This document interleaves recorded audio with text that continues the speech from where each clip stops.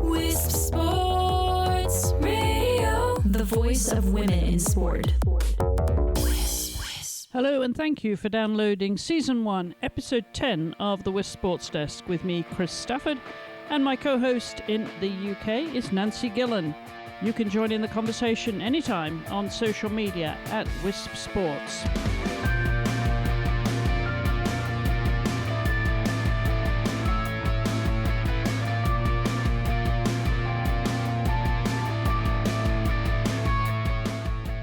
I thought things were quietening down a little bit, maybe because I buried my head in a horse show this weekend. Yeah, I've had a bit of time off as well, so I haven't been quite as receptive as normal to news, but we've still got quite a few good stories, I think.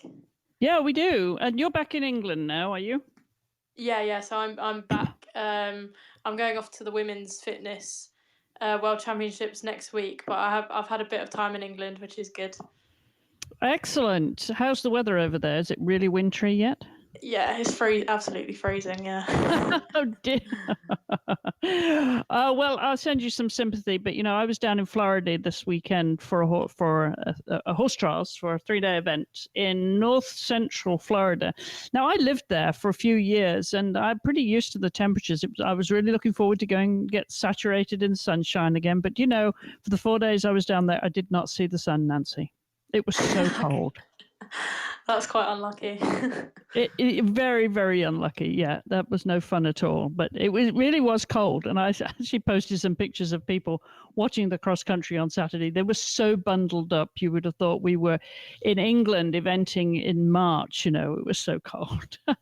And of course, the sun came out when I got on I-75 and headed north on Monday morning, didn't it? So, at least I headed into Georgia with some sunshine, but so a little bit of sympathy for you. Always sod's law, though, that it gets sunny as soon as you leave. Isn't that right? But I had a great weekend. I'm going to talk about it in a minute. But the top story out of equestrian sport this week has been about the Canadian show jumper Nicole Walker, because she's been suspended by the International Equestrian Federation, the FEI, for a positive test from the Pan Am Games in Lima in August. And this is a big blow to the Canadian team, because it could mean that they won't get to Tokyo. And Nicole is going to appeal it. She's had tremendous support from her chef de keep, from Mark Laskin, who's the Canadian chef de keep, and also from her trainer. She's been trained for the last few years by the Irish rider Cian O'Connor, and both of them have supported her, saying, this has to be something else, some explanation in the results of that test. Now, it was a substance. We've got a bit of noise on the line there. Nancy, is it your microphone? And can you hear me now? There you go. Yeah, that's better. Yeah, I wondered what it was. Maybe a wind blowing in, but we've got you now. Yeah, just to explain that substance that she was tested positive for, it's a metabolite. I can't get my tongue around it. Metabolite of cocaine, and they often drink that cocoa tea in Lima. That's kind of a common tea. You're offered cocoa tea, which some are saying, it's been tested before, and this could be the result of it. But you read that story too, didn't you? Yeah, I did, and I think, I think that one of the most interesting things about it, as you said, is the impact on the team as a whole and the Olympics. Because if she isn't successful in appealing the decision, Canada will lose their place at the Olympics, which is always, it's quite in individual sports like athletics, if someone is banned, it's kind of it's kind of their own, all the consequences kind of fall on themselves. But for this, it's going to affect the whole team, so it's quite whatever happens with the appeal, it's going to be quite consequential, I think. Yeah, it really will, because she finished fourth individually on Falco de Spiveld was her ride in Lima, and they finished fourth individually as well as the team fourth place, which qualified them for the Tokyo Olympic Games. So that will go to appeal. She has a right to appeal to the FEI, so we'll see how that plays out. But that is big news for Canada. It's very sad. It really is. If that was not to be turned before the Tokyo Olympics, because, there's some teams that you really want to see at the Olympic Games, and Canada would be one of them. Yeah, well, I'm sure I don't know how long it will take, but I think hopefully they'll have a decision before, preparations and training starts for the Olympics, so that if she is innocent, then they can start preparing adequately for that. Yeah, well, of course, they start to prepare now in terms of, planning the horses' schedules, the show schedule over the winter, then when the selection happens, going through the spring. So, planning starts way out. So I hope, and certainly in terms of the horses' fitness for show jumping team, when you get to the spring events, spring shows, you need to know who's going to be at least on the long list. So we'll follow that story, and we'll bring you any news here on the WiSP Sports Desk that we have from that. But as I said, I was in Florida this weekend for the Ocala Jockey Club horse trials. It was the last 3-day event of the season over here. It was a 2, 3, 4, and 4-star event, both the long and the short format. And it was interesting because there was 3 stories that I picked up for the Horse Show podcast out of that. And one was the winner of the CCI 4-star short competition, which used to be the CIC 3-star. But it's very confusing, Nancy, how they decided to change the initials for these events. But suffice to say, it's one level down from the 5-star. 4-star used to be the top level of the sport. Now we've added another level, the 5-star event. So it's one level down, which used to be 3-star. So just to say that it was, as I said, 3 stories that popped up for me that I led with for the podcast. And one that Marilyn Little, who also does show jumping, she and RF Scandalous, the mare that she was selected for the World Equestrian Games with last year in Tryon, North Carolina, who went lame. She had a slight soft tissue injury that threw her out of the games literally just a few days before. And it was one of those injuries you really have to give time to. And she did. She gave the mare a lot of time. She made a comeback. She was back in action in the spring, earlier part of this year, but they decided to wait until the fall season to give the mare a run again. And she came out all guns blazing. She was fit. She was ready to go. She looked absolutely fabulous. I watched her cross country. I watched her show jumping. And I talked to Marilyn afterwards, and she was pretty pleased because the mare did actually win for her. So that was a tremendous comeback story. And there was another comeback story, too, that we covered. The 4th place rider in that division was Sarah Kosenblick-Murphy, who's based there in Ocala during the winter. And she had broken her back and her neck last year, a year ago. She made a comeback. She's back in the tack, literally. And the horse that she was riding, Rubens Dessert, that horse had colic surgery earlier this year. So talk about a comeback for both of them, because colic surgery, if you know horses, is pretty serious.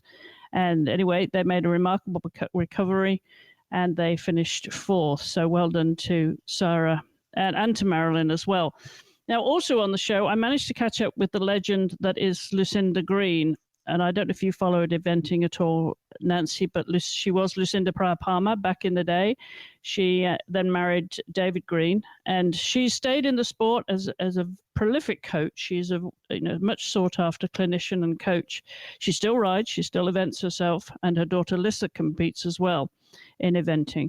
But Lucinda travels the world giving clinics, and she also does a lot of commentary and media work too.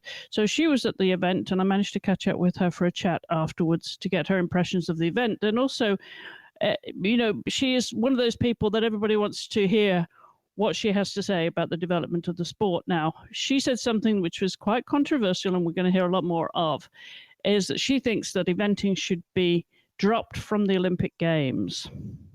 Oh, interesting. So, yes, and she thinks because it's been dumbed down for the lesser experienced nations, and that we're losing the gist of what eventing is all about. We've dubbed it down, and now in Tokyo there will be 2 rounds of show jumping. And if you know the sport, there's dressage, event, cross country, and then show jumping, 3 phases.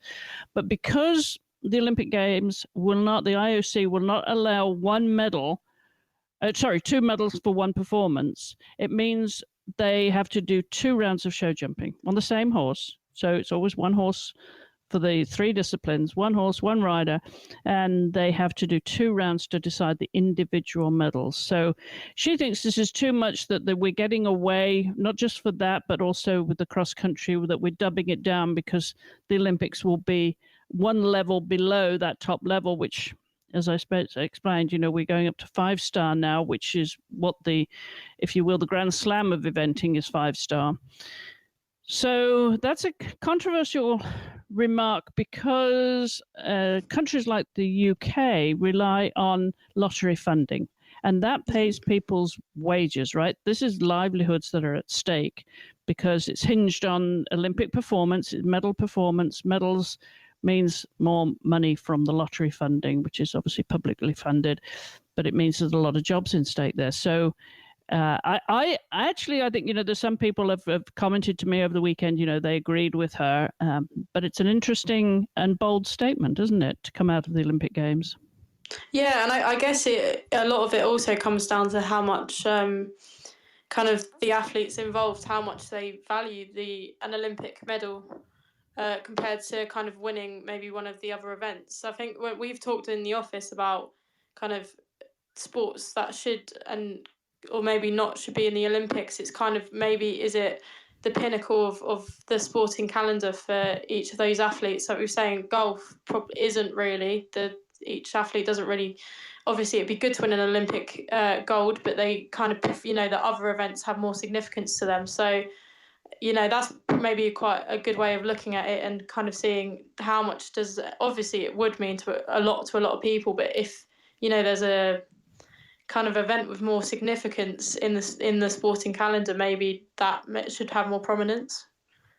Well, I think that's absolutely right. When you think of the other non-Olympic disciplines as well, they put all their muscle behind, a world championships, whatever their World Cup, World Championships may be. And we have that in eventing. We have the World Equestrian Games, which is now being broken down again because the FEI just announced this weekend they've got their General Assembly, which is wrapping up in Moscow as we speak. But that it was there that they announced some of the venues for future championships, one of which being a breakdown of the World Equestrian Games is going to be split between Denmark and Italy. Now, at Pratoni del Vivaro, which is where the Roman Olympics took place back in the 60s, that's been the venue for the World Equestrian Games in 1998. That was the last time I was there. And that was when it was a World Equestrian Games. So now the FEI have decided to break it down again, and Pratoni will host the eventing and the driving, and the rest will go to the other disciplines under the World Championships umbrella will go to Handen in Denmark. So they've had those competitions before. So they've decided to split that up. So it's an interesting time for World Championships, World Equestrian Games. Personally, I'm in favor of it because I think as a World Equestrian Games, it's too big, 7 disciplines altogether. But I don't think I'm alone on that, but we'll see. I think a lot of people are just, coming to terms with what is the future of equestrian sport. But to your point, yes, there are world championships or World Cups, and there are, major competitions in other sports outside of the Olympics. So I wouldn't be heartbroken, because when you think where very few people get to go to the Olympic Games and how many deserve to be on a team, if you will. I don't know. We'll see how it goes. I think she's going to stir up a lot of conversations with that. Yeah. Too. Whilst we're on the subject of eventing, let's give a shout out to Ingrid Klimke. She's the German rider who actually won the European Championships this summer. It was like August, wasn't it, in Lucinda, Germany. And she just got awarded the Peden Bloodstock FEI Best Athlete Award at the FEI Awards Gala that was taking place in Moscow, presented by Longines, who's one of the sponsors of the FEI's equestrian events. And I think this is just kudos to Ingrid. She's been in the sport a while now. She's in her early 50s, and she's double team gold medalist, double Olympic gold medalist, and 5-time Olympian now. So she was recognized as the best athlete of this year because she won back-to-back European Championships. So good for her. So that's all. There's a lot of equestrian news to start off. I don't usually have so much, do I? Yeah, it's good. It's always good to hear from a different range of sports what's happening in each sporting world.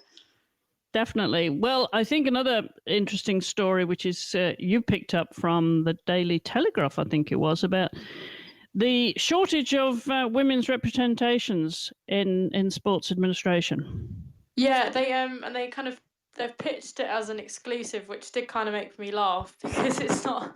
I don't think that's kind of shocking to anyone that federations have a low amount of women on their boards, but they kind of picked out the most, kind of some of the more popular sports, at least in this country. So the International Olympic Committee, obviously, then FIFA, the ICC, which is cricket, FEBA, which is basketball, World Rugby, World Athletics, the International Golf Federation, ITF, which is tennis, FIH, which is hockey, and then UCI, which is cycling. And they just had a look at the gender kind of balance at an executive level. And it's, someone's quoted it as, I think, I'm not sure who the quote has come from, but absolutely shocking is the quote used to describe the levels of gender on the boards. And I think the worst was International Cricket Council. So they have 18 board members and just one of those is female. But all of the boards had fewer than 40% of women on the boards. So that's really weak, really. But like I said, it's not really that much of a surprise. And I think World Rugby was one of the ones that they kind of looked at in quite a lot of detail. And I think they were saying 2 years ago, not one of the 32 representatives on their council was a woman.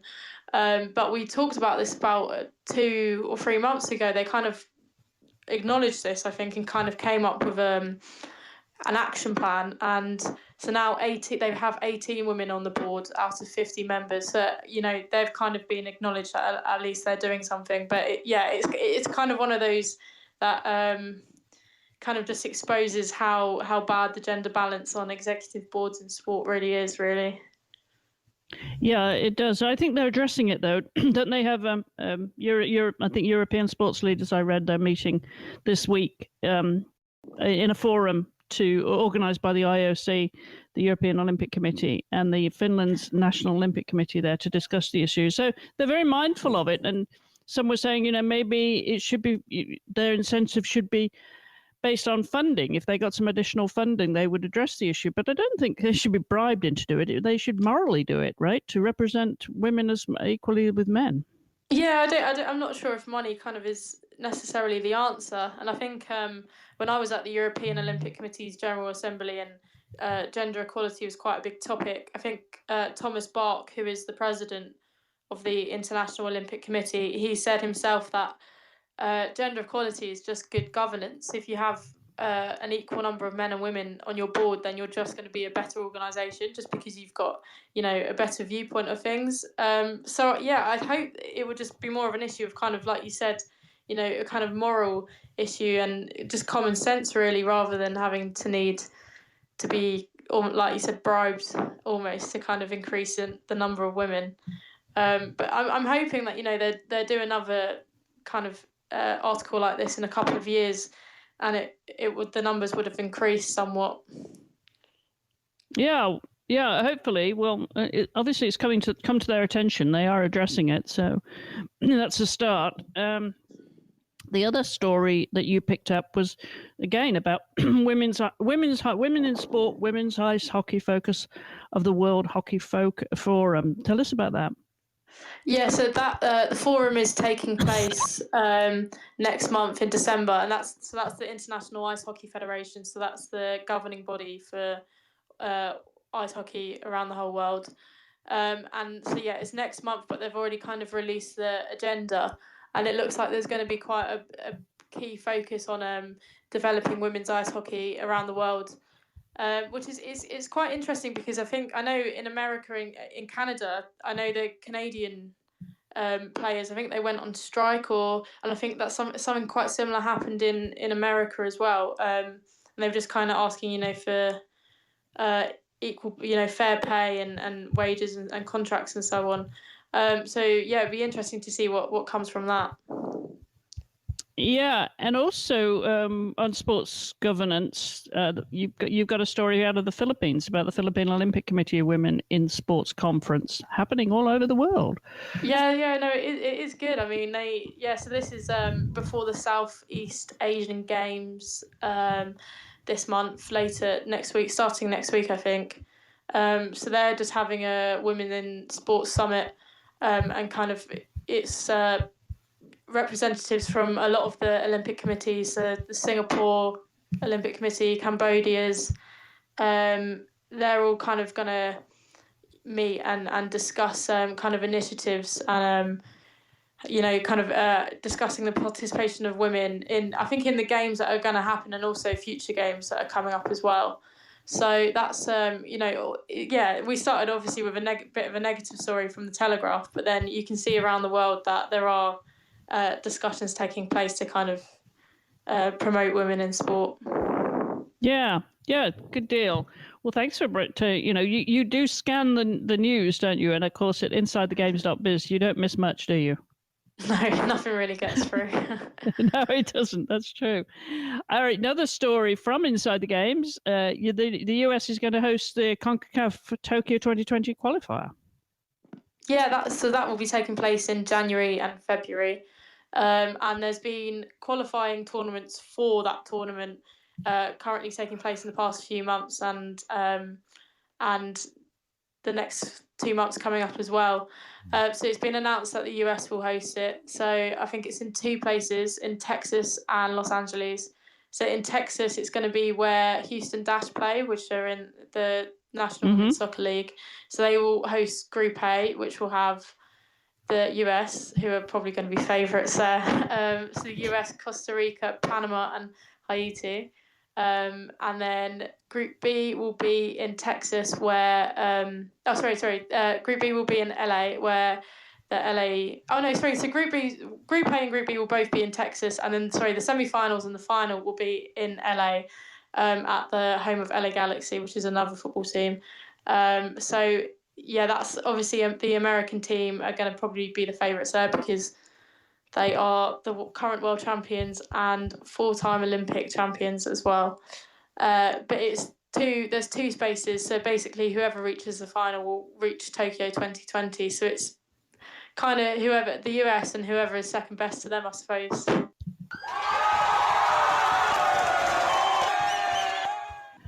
I forgot to do that earlier because there's a few that deserved a cheer on this week's stories.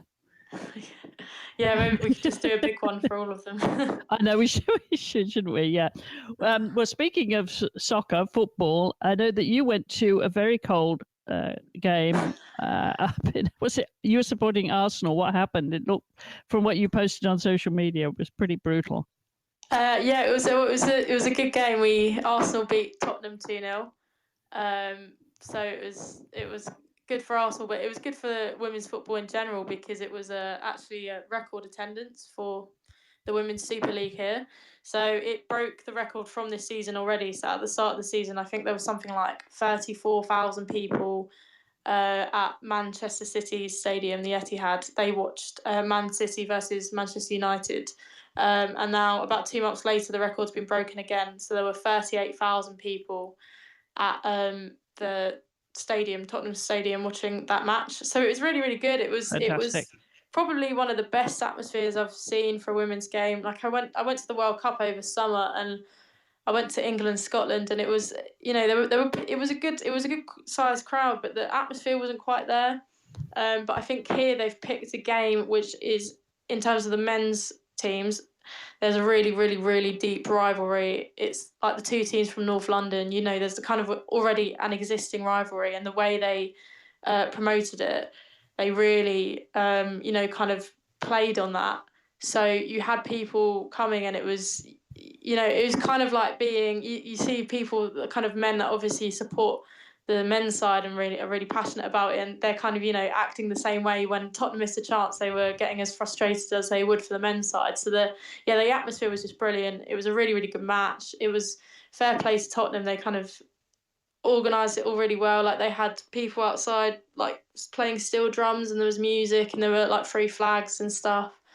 So they organised it really, really well, and it was just a really positive weekend, I think, for women's football here. Sounds like they know how to celebrate a local derby, don't they? Yeah, definitely. Fantastic. Where are you going next?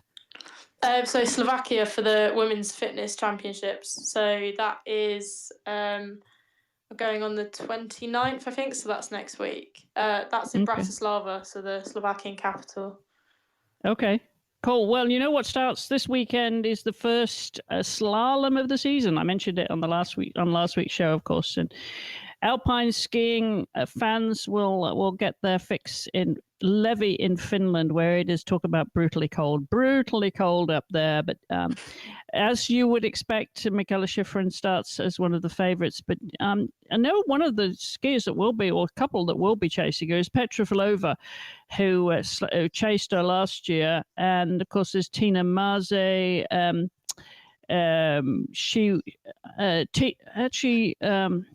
She was one of the others, as well as that retired, but holds records, and certainly at the start of the season in Levi, she and Maria Hoffel-Reich have both retired from the sport. But those are names that you'll recognise if you follow alpine skiing as being dominant, certainly in that part of the world, and in slalom, of course. But the Swiss skier is one that's also going to give Michaela a run for the money. Wendy Holdner, she actually didn't win a race, but funnily enough, she had 22 podium starts last season, podium finishes, and silver medals in Pyeongchang and St. Moritz World Championships. But I expect her to give Michaela a run for money there in Levi. So that's all happening this weekend in Finland when the slalom gets underway. So, and the men too, but we don't talk about the men on that. And then, of course, they come over to the US for Lake Louise. That will be Killington, of course, and then Lake Louise. So Lake Louise will be the first downhill of the season. Can't wait for that. All right, so that's skiing news. And I think that's just about a wrap for this week's show, isn't it? Yeah, I think that's it, yeah. All right, so you're off then to, where did you say, to Slovakia? That's the next time. Will you be there next week when we talk to you? No, I'll still be in England at that point, so I'll still be here.